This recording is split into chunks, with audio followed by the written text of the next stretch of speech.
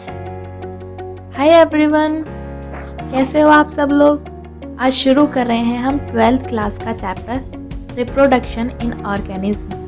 ये लेक्चर 1 है और आज का टॉपिक है लाइफ स्पान, जिसका मतलब होता है जीवन काल।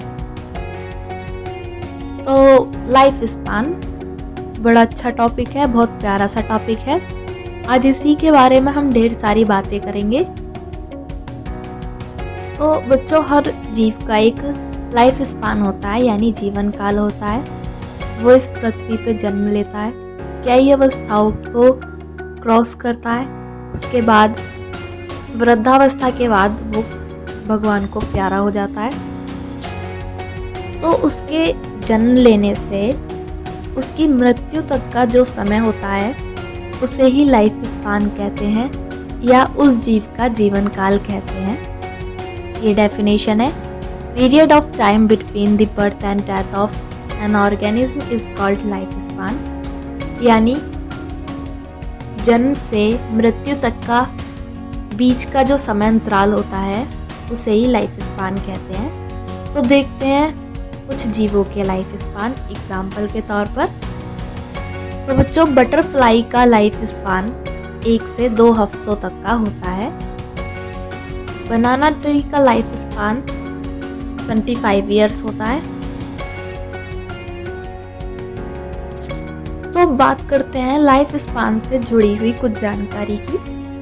तो ये जानकारी कहती है कि किसी भी जीव का जो लाइफ स्पान होता है, यानी जीवन काल होता है, उसका कोई भी संबंध उस जीव के साइज से नहीं होता।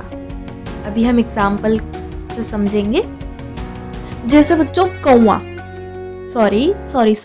कोआ कहते हैं। तो कोआ का लाइफ स्पान 20 से 25 ईयर्स का होता है, 20 से 25 साल का होता है। अब हम बात करें तो तोते का लाइफ स्पान होता है 140 ईयर्स का। तो इन दोनों का साइज सेम है, लेकिन लाइफ स्पान अलग अलग है। यानी हम कह सकते हैं कि सेम साइज के जो जीव होते हैं उनका लाइफ स्पान सेम नहीं होता, यानी साइज से कोई भी लेना देना नहीं होता जीवन काल का। एक और एग्जाम्पल देखते हैं। जैसे कछुआ होता है, उसकी उम्र 100 से 150 साल होती है। अब हम बात करें हाथी की, तो हाथी का लाइफ स्पान होता है 60 से 90 ईयर्स का। तो बच्चों, इनका लाइफ स्पान आपने देखा, तो ऐसा भी नहीं होता कि छोटे जीव का लाइफ स्पान छोटा होता हो और बड़े जीव का लाइफ स्पान बड़ा होता हो। तो ऐसा कुछ नहीं होता। यानी कहने की बात ये है कि किसी भी जीव का जो लाइफ स्पान होता है, जीवन काल होता है, वो उसके साइज से इफेक्ट नहीं करता। लाइफ स्पान से जुड़ी हुई एक और इम्पोर्टेंट फैक्ट होता है कि कोई भी ऑर्गेनिज्म अमर नहीं होता सिवाय सिंगल सेल्ड ऑर्गेनिज्म के। अब इसी बात को हम गहराई से समझते हैं। तो बच्चों, हम इस पृथ्वी पर जन्म लेते हैं। हम सबसे शुरू में अपने मम्मी पापा से मिलते हैं, उन्हें देखते हैं, पहचानते हैं, उनसे जुड़ाव हो जाता है, लगाव हो जाता है हमें। फिर हम अपने जीवन की गाड़ी में बहुत सारे दोस्तों से मिलते हैं, हमारे दोस्त बनते हैं, हमें उनसे जुड़ाव हो जाता है। लेकिन इनमें से कोई भी हमारे साथ हमेशा के लिए नहीं रहता। एक ना एक दिन सब हमें छोड़ के चले जाते हैं, यहाँ तक कि हमें भी इस धरती को छोड़ के हमेशा के लिए जाना पड़ता है। यानी सभी जीवों की मृत्यु निश्चित होती है। हालांकि मुझे पता नहीं, समझ में नहीं आता भगवान ने ऐसा क्यों बनाया है।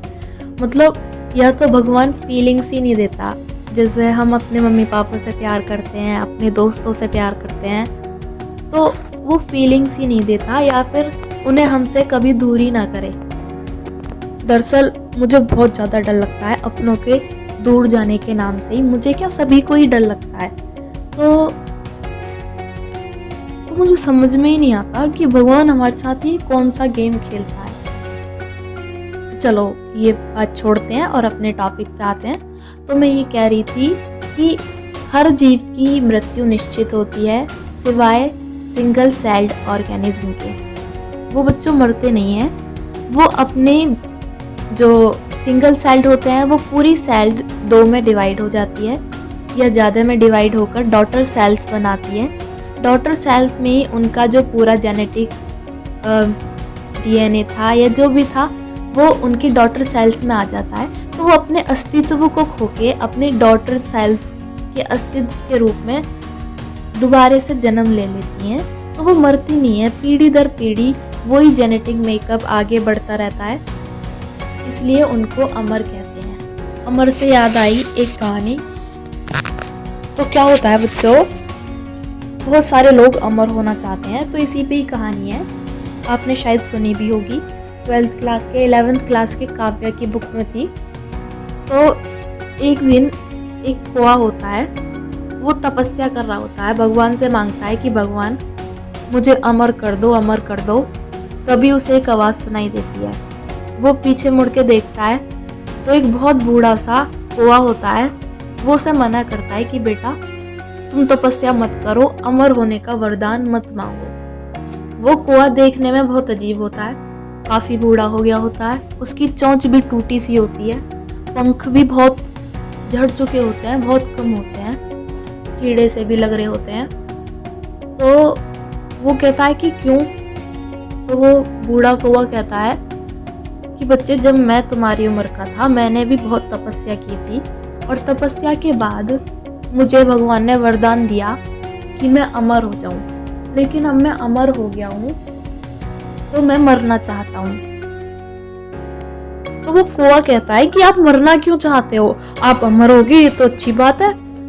तो वो बूढ़ा कौवा कहता है कि बेटा मैंने वरदान मांगा था तो अब मुझे मौत नहीं आती, लेकिन परेशानियां बहुत ज़्यादा बढ़ गई हैं। मेरी चोट टूट गई है, मैं सही से खा नहीं पाता, मेरे पंख नहीं है, मैं उड़ नहीं पाता। अब मैं मौत के लिए भीख मांगता हूँ, लेकिन मुझे मौत ही नहीं आती। यानी एक समय पे आके मौत भी अच्छी लगती है जब परिस्थितियाँ बहुत ज़्यादा बुरी हो जाती हैं। हालांकि मरने का भी अपना ही मज़ा होता होगा। एक शायर ने कहा है कि शायद मौत को बहुत खूबसूरत होती होगी, जब भी उसे देखकर लोग मर जाते हैं। तो चलो तो कहानी से लौट के आते हैं। तो ये देखो, तो अमीबा का बाइनरी फिजन है। तो अमीबा एक यूनिसेलुलर ऑर्गेनिज्म है। ये अपने अंदर के सेल के कंटेंट को दो में डिवाइड करके दो डॉटर सेल्स में बट जाता है। तो ये अपना अस्तित्व खो के अपने डॉटर सेल्स के अस्तित्व में आ गया। ऐसे ही आगे ये अपने डॉटर सेल्स बनाएंगी, तो ये कंटेंट ही आगे बढ़ता चला जाएगा। तो एक सेल का अस्तित्व उसकी डॉटर के रूप में आगे आ गया है, तो वो पूरी तरह से मरती नहीं है, तो इसलिए उन्हें अमर कोशिका कहा गया है। तो बच्चों, अगर आपको मेरा लेक्चर अच्छा लगा है तो प्लीज़ प्लीज़ प्लीज़ लाइक करो, शेयर करो, कमेंट करो और साथ में सब्सक्राइब भी कर देना। Thank you.